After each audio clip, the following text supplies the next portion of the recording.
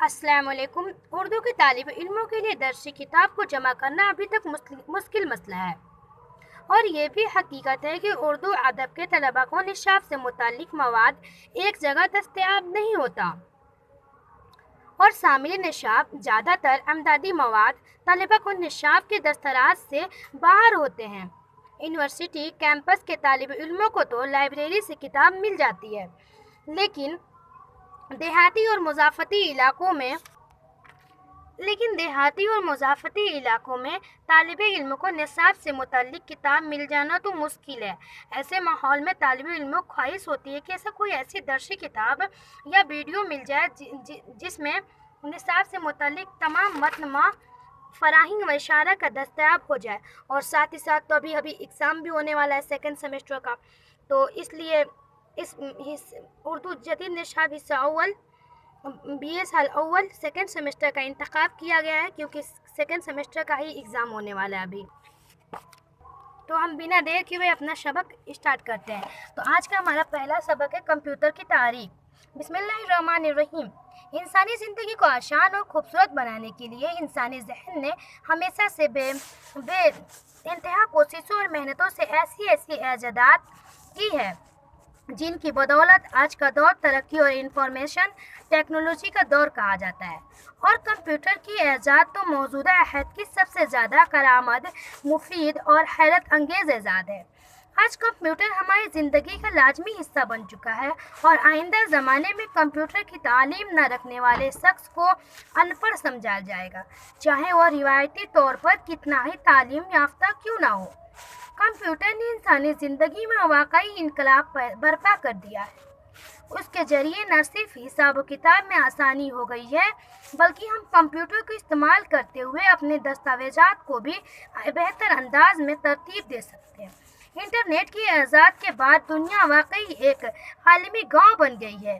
آپ ایک کمرے میں رہتے ہوئے پوری دنیا کے سیر انٹرنیٹ کے ذریعے کر سکتے ہیں، اپنے پسندیدہ لوگوں سے گفتگو کر سکتے ہیں، ان کی بولتی ہوئی تصویریں دیکھ سکتے ہیں، اپنی معلومات میں بے پناہ اضافہ کر سکتے ہیں، تھوڑی سی محنت سے خاصی رقم کما سکتے ہیں، وغیرہ وغیرہ۔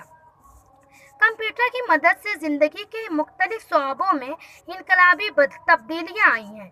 ٹیکنالوجی کی مدد سے انسان نے روبوٹ تک تیار کر لیے ہیں جو انسانوں کا کام بغیر کھائے پیے، بنا تھکے ہوئے اور بغیر کسی غلطی کے کر رہے ہیں۔ غرض کہ کمپیوٹر نے انسانی زندگی کو خوشگوار بنا دیا ہے۔ کمپیوٹر انسانی زندگی کو بے شمار طریقوں سے متاثر کرتا ہے۔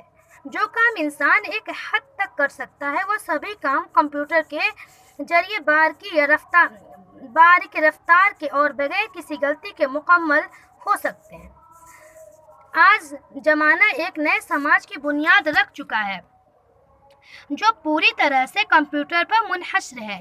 اس لیے آج کے اس برق رفتار زمانے میں کمپیوٹر کا علم بے حد ضروری ہو گیا ہے۔ کمپیوٹر کسی ایک شخص کی ایجاد نہیں، بلکہ یہ کئی لوگوں کی سوچوں اور صدیوں کی ریاضت کوششوں کا نتیجہ ہے۔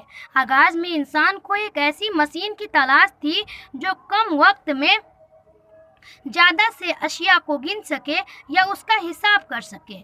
بڑھتے وسائل کی ضرورت کو پیش نظر کئی صدیوں پہلے ایبکس نامی ایک مشین سے گیندوں کو سلائیوں میں پرو کر گننے کے لیے استعمال کیا گیا، جسے گنتارا کہا جاتا ہے، جسے دنیا کے پہلے کمپیوٹر کا خاکہ بھی کہا جاتا ہے۔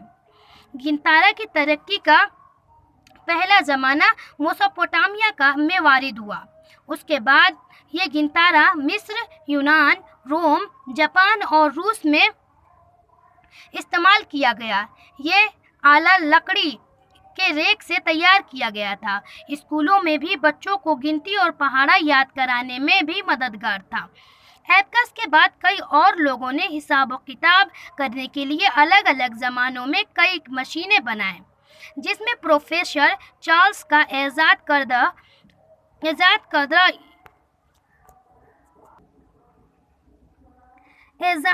ڈفرینس انجن اور چارلس بابیج کی دوسری ایجاد इनलेक्ट्रिकल इंजन काबिले जिक्र है। इसलिए चार्ल्स बेबेज को फादर ऑफ कंप्यूटर भी कहा जाता है। इस इंजन में वह तमाम खूबियां मौजूद थी जो मौजूदा दौर के कंप्यूटर का ज़रूरी हिस्सा समझी जाती हैं। ये मुकम्मल तौर पर ऑटोमेटिक था और भाप से चलता था और इसमें नतीजे देने की सलाहियत भी मौजूदा थी। चार्ल्स बेबेज, जिसे फादर ऑफ कंप्यूटर भी कहा जाता है, ने मशीनी हिसाब किताब का जो तशव्वुर पेश किया था उसके सामने रखकर इज्तिमाई कोशिशें की गई और 1945 में IBM कंपनी ने तजारती मकसद के लिए दुनिया का पहला बाकायदा कंप्यूटर बनाया जो साइज में एक औसत कमरे जितना था। आगाज में कंप्यूटर सिर्फ बड़े बड़े कारखानों या इदारों में ही इस्तेमाल होते थे और आम आदमी के कंप्यूटर तक रसाई मुमकिन नहीं थी। 1975 में एप्पल नामी कंपनी ने दुनिया के सामने पहला जाती कंप्यूटर एप्पल फर्स्ट मुतारफ कराया, जिसको खासी पजारी मिल जिससे हौसला पाकर कंपनी एप्पल सेकंड के नाम से जाती कंप्यूटर का दूसरा मॉडल मुहैया कराया। आज की मशीनियों के लिहाज से ये कंप्यूटर बहुत सुस्त काम करते थे। आमतौर पर ये कंप्यूटर नतीजा देने में बहुत वक्त बर्बाद कर रहे थे। इस दौर के तकाज़ों को समझते हुए 1983 में IBM कंपनी ने अपना जाती कंप्यूटर मुतारफ कराया। इस तरह से कंप्यूटर बनाने वाली मुख्तलिफ कंपनियों में मुकाबले का रुझान पैदा हुआ, जिससे कंप्यूटर टेक्नोलॉजी बेहतर से बेहतरीन होती चली गई। दूसरी जंग अजीम के आगाज से खास तौर से फौजी इस्तेमाल के लिए कंप्यूटर की सलाहियत बढ़ाने की ज़रूरत को महसूस किया गया।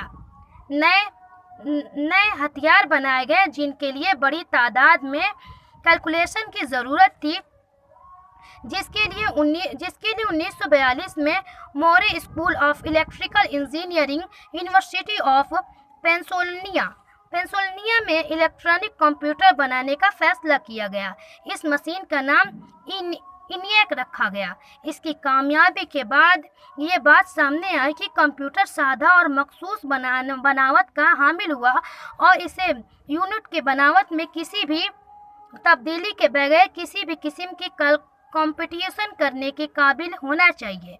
1950 के आगाज में कुछ बड़े कंप्यूटर बनाए गए जो सिर्फ सरकारी अदारों, रिसर्च और डेवलपमेंट लाइब्रेरीज में ही मौजूद थे, लेकिन ये मशीनें बहुत महंगी थी और इन्हें चलाने में बहुत मुश्किल था। एक मुश्किल ये भी था कि ये मशीनें एक वक्त में सिर्फ ये एक ही काम करती थी, जबकि ज़रूरत ऐसी मशीन की थी जो एक हिदायत पर एक वक्त में कई कामों को अंजाम दे सके। 1970 की दहाई में इंजीनियर्स का रुझान बहुत ताकतवर एक मकसदी कंप्यूटर बनाने के बजाय सस्ते कंप्यूटर के तरफ गया और उसे बनाने के लिए नए तरीके तलाश किए गए। उसी वक्त कंप्यूटर के हार्डवेयर में एक इनकलाब आया जिसने कंप्यूटर के साइज को छोटा कर दिया। 1980 की दहाई में चिप लगे हुए कंप्यूटर की शुरुआत हुई। ये रुझान इनफरादी तौर पर इस्तेमाल किए जा सकते थे। इसी दहाई में इंटेल और मोटोरोला कंपनियों के दरमियान कंप्यूटर चिप बनाने का मुकाबला होने से नई किस्म की डिज़ाइन कीमती इसी सबब से कम हुई। जिस तेज़ रफ्तार के साथ कंप्यूटर छोटा और ताकतवर बनाने का सिलसिला जारी है वह बड़ा हैरान किन भी है और नतीजा खेज भी।